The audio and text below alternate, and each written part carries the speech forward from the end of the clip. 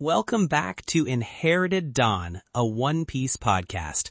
We are breaking down every single chapter of the manga, and today we are on chapter 123, Luffy versus Mr. 3. And this chapter ends on one of the most confusing, chilling lines we've had in the series so far. It's a line that completely recontextualizes the entire threat of the Baroque Works organization.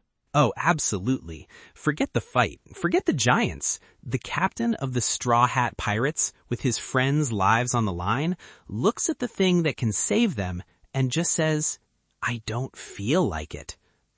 My fart dropped into my stomach reading that for the first time. It's a complete betrayal of his character as we understand him. It's not a moment of hesitation or fear. It's a statement of apathy. Something is deeply, fundamentally wrong here. If you want to be with us when we find out exactly what's going on, make sure you're sailing with this crew. A follow or a subscribe on your podcatcher of choice ensures you never miss the breakdown when the truth drops. We love having you aboard. Now, let's get into it, because a lot had to happen to get us to that moment. A lot did. The chapter opens with Luffy, Usopp, and Karoo finally arriving at the scene. They've been running through the jungle, following the screams, and they burst through the trees into a clearing that must look like a nightmare. They see it, the giant candle service set. And what a setup. It's this giant tiered wax cake with a spinning pumpkin on top. And inside it, trapped in hardening wax, are Zoro, Nami, and Vivi. Brogy the giant is down for the count, bleeding from the explosives Dory drank. It's a total disaster zone. Oda is a master of these full-page spreads that just scream all hope is lost. The design itself is so telling. Mr. 3 sees himself as an artist. This isn't just a prison, it's a sculpture. He calls it a service set. He's turning our friends into his macabre little art project, a permanent installation in his gallery of cruelty. It speaks to a level of detached aesthetic evil that's very different from the brute force of someone like Arlong or Don Krieg. It's creepy, and you can feel the desperation. The wax is slowly rising, they're going to be suffocated and then turned into statues. And Luffy doesn't even hesitate. He doesn't ask what's going on, he doesn't try to negotiate. He sees his friends in trouble, he sees the structure, and his first and only thought is, I'm gonna destroy it. There is no step 2. The entire plan is punch. Classic Luffy. No plan, just a goal. And I love the little moment inside the candle prison. Nami and Zoro are bickering, just going at each other like they always do. Nami is panicking, understandably, and Zoro is telling her to shut up and have some dignity. Vivi is watching them completely bewildered. Her entire world is collapsing. Her kingdom is on the verge of civil war. She's been betrayed, hunted, and now she's about to be encased in wax by a man with a 3 for a hairdo. She's thinking, we're about to be turned into wax statues, and they're acting like this is just another Tuesday. But that's the crew, right? Their baseline is chaos. It shows how much they've already normalized being in these impossible situations. For Vivi, this is the end of the world. For them, it's just a problem that needs punching. It's such a great way of showing, not telling, how different the Straw Hats are from normal people. They've been through Arlong Park. This is just another Tuesday. And Zoro's attitude is key here. It's more than just being calm under pressure. Brogy, the giant warrior, asks him why he's not trying to cut his way out anymore, why he's given up. He saw Zoro a few chapters ago ready to cut his own legs off to escape. A truly desperate, almost insane move. He hasn't given up, not even a little bit. He just looks over, completely calm, and says there's no need. Someone's here who will get them out. It's delivered with such finality. There's no doubt in his mind. That's not just confidence. That's absolute faith. We saw him make that pledge to Luffy after his defeat to Mihawk back at the Bar T. He held his sword to the sky and swore he would never lose again, that he would support his captain as the future king of the pirates. This is the flip side of that oath. Right. The oath wasn't just about him becoming stronger. It was about defining his role on the crew. He's not just trusting a friend, he's trusting his captain to do the captain's job. He's acknowledging that this is a Luffy-level problem, and he's going to let Luffy handle it. It's such a huge character moment for Zoro, showing his deference to the command structure he chose to be a part of. He's Luffy's right-hand man, and right now, his job is to wait for the captain. It's a fascinating look at the internal hierarchy of the crew. Zoro will argue with Luffy about the direction of the ship, but when it comes to a life-or-death fight, his faith is absolute. He's outsourcing his survival to Luffy's strength, and he's completely at peace with it. Meanwhile, Mr. 3 is not impressed. He sees Luffy and just sees some kid in a straw hat. He's got this arrogant, high and mighty artist attitude. He knows he's stronger than Mr. 5 and Miss Valentine, the scrubs Luffy already dealt with back on Whiskey Peak, so he tells them to handle Luffy and Usopp and Karoo while he takes care of Luffy personally. Big mistake. Huge. It's a recurring theme in the series. Luffy's greatest asset is how thoroughly his enemies underestimate him. They see a goofy teenager, not the force of nature that leveled Arlong Park. And Usopp, our brave warrior of the sea, immediately declares he'll provide backup. From behind the trees. Ow, you gotta love it. He knows his limits. It's a sound tactical decision, Franky. He's a sniper after all. Why would he stand in the open and try to brawl with agents of a secret organization? He's establishing a firing position. He's a support class. He knows his role in the party. Exactly, he knows his role. But Mr. 3 moves fast. He's not messing around. He uses his Doru Doru no Mi, his wax fruit, and immediately traps Luffy's feet on a big candle stand. He just locks him in place with his candle lock ability. This should be the end of the fight. The entire premise of Luffy's fighting style is mobility. He's rubber. He stretches, he bounces.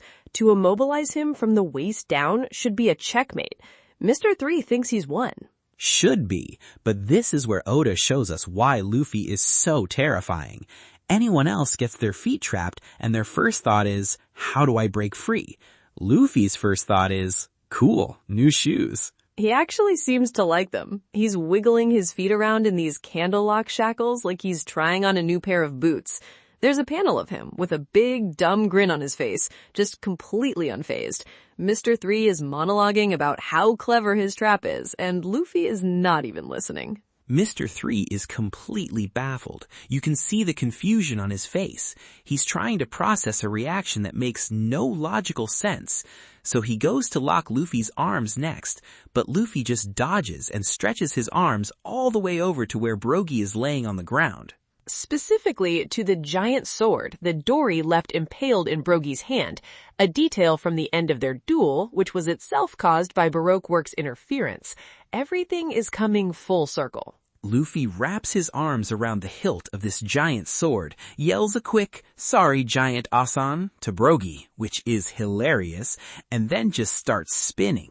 He's using the sword as an anchor point, a pivot, and as he spins, he's building up this incredible centrifugal force. He's turning his entire body into a human slingshot. And Mr. 3 is just watching this happen, mouth wide open, because this isn't a strategy, it's just physics harnessed by an idiot. Luffy spins faster and faster, which has to be agony for Brogy's hand, by the way. The man is already down, and now Luffy's using his wound as a merry-go-round. It's an incredible display of creative problem solving. He identified an anchor, a weakness in his own immobility, and a target in a matter of seconds. And then he lets go. He flies like a cannonball, feet first, directly at the central pillar of the giant candle set. He aims his own shackles at the core of the problem. He smashes into it with his wax-shackled feet, and the force is immense. The panel just shows a huge crack effect. He shatters his own restraints and the giant pillar in one go. That is how you turn a disadvantage into a weapon. That's the kind of battle sense you can't learn. That is super. The pillar crumbles, which means the giant wax pumpkin spinning on top is now destabilized. It starts to topple over. The day is saved. He did it. Mission accomplished. Let's go home, crew. Except he didn't. The pumpkin falls and completely misses them. It crashes to the ground right next to the structure with a monumental thud. Luffy literally forgot that they couldn't move. He forgot they were stuck in wax. In his head, he's thinking, I'll knock it over and they'll jump out of the way. but they're stuck. He almost crushed his own friends with his rescue attempt. Nami's face is pure, unadulterated rage. It's the perfect encapsulation of his character. Immense power and creativity with absolutely zero foresight. The plan was brilliant right up until the final, most important step, which he didn't consider at all. And it gets worse. It gets so much worse. The impact and the falling debris actually add more wax to their bodies. Nami starts screaming that they can't breathe, that the wax is getting higher. The problem just went from bad to critical. The rescue attempt made the situation more dangerous. Now Luffy has to hurry. But Mr. 3 is back on his feet, and he is no longer underestimating Luffy. He sees him as a real threat. And he is not happy. He forms a harpoon out of wax and launches it at Luffy. This is where Usopp steps up for real. He's not just hiding anymore, he's participating. From his position in the trees, he takes aim with his slingshot and fires one of his explosive shots, a gunpowder star, right at Mr. 3. He's screaming, "I'm here too!" It's a moment of courage. He sees his captain is in a jam and he provides the cover fire he promised. It's a perfect shot. The trajectory is dead on. It's going to hit Mr. 3, disrupt his attack, save Luffy, but then Mr. 5 just steps in front of it. And opens his mouth. He just eats it. He eats the explosion. We see the flash inside his body. He burps out a puff of smoke and he's completely unharmed. He looks mildly annoyed at most. A chilling reminder of his devil fruit, the Bomu Bomu no Mi. He's a bomb man. Any part of his body can explode, and he is completely immune to explosions himself. It's the ultimate hard counter. That is such a hard counter to Usopp's entire arsenal. What is Usopp supposed to do against a guy who eats his best ammo for breakfast? That's a terrifying matchup for him. It completely neutralizes him. Think about it. Usopp's whole deal is lies and tricks and projectiles. How do you trick a guy you literally can't hurt? That's a psychological blow as much as a tactical one. Usopp is neutralized. Karoo is hiding. It's all on Luffy again. He ignores the harpoon and rushes the main candle structure, ready to just Gomu Gomu no pistol it into dust. No more tricks, just brute force. But Mr. 3 is a tactician. He's not going to let that happen. He instantly creates a massive thick wall of wax, a candle wall, blocking Luffy's path. His power is so versatile. He can create restraints, weapons, and now defensive structures. He controls the entire battlefield with his wax. He really is one of the more creative Paramecia users we've seen so far. He's not just producing a substance, he's sculpting it in real time. Luffy's just punching this wall and it's not breaking. It's too thick. He's getting more and more frustrated, screaming at Mr. 3 to get out of the way while his friends are suffocating. You can feel the panic setting in for him now. The goofiness is gone. Mr. 3 sees his chance. While Luffy is distracted, angry, and focused on the wall, he uses his candle lock again. It's a smart move, attacking while your opponent is emotionally compromised. He tries to trap Luffy completely, but Luffy's too fast, too frantic. He's moving wildly. The wax only manages to splash onto one of his hands, encasing his entire fist in a big, hard block of candle wax. Once again, Mr. 3 has managed to restrain a part of Luffy's body, and once again, he has made a catastrophic fight-ending mistake. Luffy looks down at his hand, encased in this heavy wax club. He flexes his fingers inside it, and this huge, manic, absolutely terrifying grin spreads across his face. He just looks up and happily yells that he's got a hammer now. It's brilliant. Mr. 3 thought he was disabling a hand, but he just gave Luffy's rubber punch a solid, blunt, heavy object to hit with. He gave him an enhancement. A rubber band is harmless until you attach a rock to it. Mr. 3 just handed Luffy a rock. He weaponized the weapon being used against him, twice in the same fight. First the shoes, now the hand. That's what makes Luffy terrifying. He doesn't just overcome obstacles, he incorporates them. He turns the world against his enemies. Super. Mr. 3 finally realizes what he's done. The look on his face is pure panic. He was so confident, so in control, and now he's staring down a monster of his own creation. He throws up another candle wall, this one even thicker, trying to protect himself. It doesn't matter. Luffy just winds up, yells Gomu Gomu no hammer, and smashes right through the wall wall like it's paper. The impact is incredible. The wax shatters, and the momentum carries Luffy's enhanced fist right into Mr. 3. It connects, and he goes flying, knocked completely unconscious, soaring off into the forest like a home run. The main threat is down. The mastermind of this whole trap is out of the picture. The crew is saved. For real this time. All he has to do is punch the pillar again. It's over. Nami yells at him from inside the candle, her voice filled with relief and urgency. Luffy, hurry, the pillar! This is the moment, the catharsis, the victory. And Luffy just stands there. The frantic energy is gone. He looks at the giant candle, he looks at his friends, and he says it. I don't feel like it. It makes no sense. It's the most anti-Luffy statement imaginable. It's like watching the sun rise in the west. His entire being, every fiber of his rubbery body is wired to save his friends, to smash the thing in front of him, and he just refuses.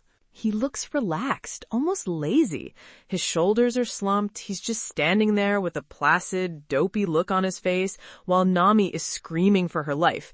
It's deeply, deeply unsettling. It's scarier than any punch Mr. 3 could have thrown. And that's when she appears, Miss Goldenweek, Mr. 3's partner. We've seen her in the background, just sitting on a stump, having a picnic, completely unbothered by the life or death battle. She just calmly walks into the scene. And she explains it. She says he's under the effect of her colors trap. On the back of his vest, there's a strange, colorful symbol that wasn't there before. She must have painted it on him at some point during the chaos. So her power, it's not physical, it's psychological. She can change someone's mood, their emotions, their motivation. That seems to be the implication. She painted something on him, and now Luffy, the man with the most unbreakable will we've ever met, the man who laughed on the execution scaffold in Logetown, has been completely pacified. He's been overcome by a feeling of relaxation, a desire to drink tea, she says. What kind of devil fruit is that? Is it a devil fruit at all? She was eating snacks, so she can't be a devil fruit user, right? Unless that rule about not being able to swim is the only rule. We've seen Logia, Paramecia, Zoan. What is this? Some kind of hypnosis paint? We don't know, but think about the consequences. How do you fight that? You can't punch a color. You can't break an emotion. Luffy's entire fighting style is predicated on overwhelming physical force and indomitable willpower. He wins because he wants it more and hits harder than anyone else. And she just bypassed both. She didn't try to stop his punch. She just made him not want to throw it. That is a terrifyingly subtle and powerful ability. It's a hacker's approach to combat. Why break through the firewall when you can just get the user to give you the password? It reframes the entire Baroque Works organization. We thought the numbered agents were the main threat, the devil fruit users with direct combat abilities, but maybe the partners, the unnumbered agents like Miss Goldenweek, have abilities that are just as dangerous, but in a completely different, insidious way. It suggests that Crocodile values more than just raw power. He values subtlety, espionage, and psychological warfare. And it leaves our crew in the worst possible position. Their savior is standing 10 feet away, fully capable of saving them, and he just won't. The clock is ticking, the wax is rising, and their captain has decided to take a nap. It's a brilliant cliffhanger. The physical threat has been defeated, but they're in more danger than ever before because of a psychological one. It's a masterpiece of tension. Okay, that was a ride. So much happened, and that ending just turns everything on its head. I'm still stressed out just thinking about it. I have so many questions about how this colors trap works. Is it suggestion, mind control? Does the color itself have a property, or is it the act of her painting it? If you have any theories on the mechanics of her ability, please let us know what you think in the comments on our social media. We'd love to read them. All right. Let's get into predictions for Chapter 124. What do you think is coming next, Robin? After an ending like that, anything feels possible. My first prediction is that Usopp is going to be the one to break Luffy out of this trap. He's been effectively useless against Mr. 5, but Miss Goldenweek is a different kind of opponent. Mr. 5 and Miss Valentine are still there, but Usopp is the only one left who is free and has a ranged attack. I think he's going to have to do something clever. Not a gunpowder star, that won't work. I'm thinking a smoke star to obscure Luffy's vision of the color, or a rotten egg star to shock his senses with a smell so foul it overrides the feeling of relaxation. He has to be the one to solve this non-violent problem. Ooh, I like that. The sniper saving the day from a distance with his wits, not his power. That's a classic Usopp moment. My first one is that Zoro is going to do something drastic. He's not going to just sit there and suffocate. He put his faith in his captain, but now his captain is malfunctioning. He made that promise to Luffy, and I think he's going to interpret not losing as not dying here like this. He's going to try to cut his own feet off again. He would, wouldn't he? It's completely in character. He sees a problem, and his first solution is always the most direct and brutal one, even if it's directed at himself. Vivi would be absolutely horrified. It's his go-to move for getting out of wax traps. He's going to put his swords to his ankles, and it's going to be up to Nami or Vivi to talk him down or for something else to happen before he goes through with it. It'll be a race against time. Can Usopp snap Luffy out of it before Zoro cripples himself? Okay, for my second prediction, I think we're going to get a small hint about Miss Golden Week's backstory or motivation. Not a full flashback, just a single line of dialogue. Her power is so unique, so artistic. She doesn't feel like a common bounty hunter who just wants money. I think she'll say something that reveals why she's with Baroque Works. Something like, "The world is so ugly, I just want to paint it with prettier feelings," hinting at some past trauma or a twisted artistic vision. A little seed of character. A little character seed. I see it. Oda loves to plant those. My final prediction is about Mr. 5 and Miss Valentine. With Mr. 3 down, they're the only muscle left. I predict they're going to try and finish off Nami, Zoro, and Vivi themselves. They're going to ignore the entranced Luffy, seeing him as a non-threat, and go for the easy kill. This will force Usopp and Karoo to directly intervene, not to fight them head-on, but to protect the candle structure. So Usopp won't be fighting to save Luffy, but to defend the thing he desperately wants to destroy. To him, the irony is palpable. Exactly. A real moment for the brave warrior of the sea. It's going to be a mess, trying to save his friends from their enemies and their malfunctioning captain at the same time. It always is. That's the grand line for you. And that's chapter 123, a chapter of brilliant highs and one of the most confusing, terrifying lows we've seen yet. We'll see how many of our predictions come true next time when we break down chapter 124. Until then, thanks for listening to Inherited Dawn. May your will be your own.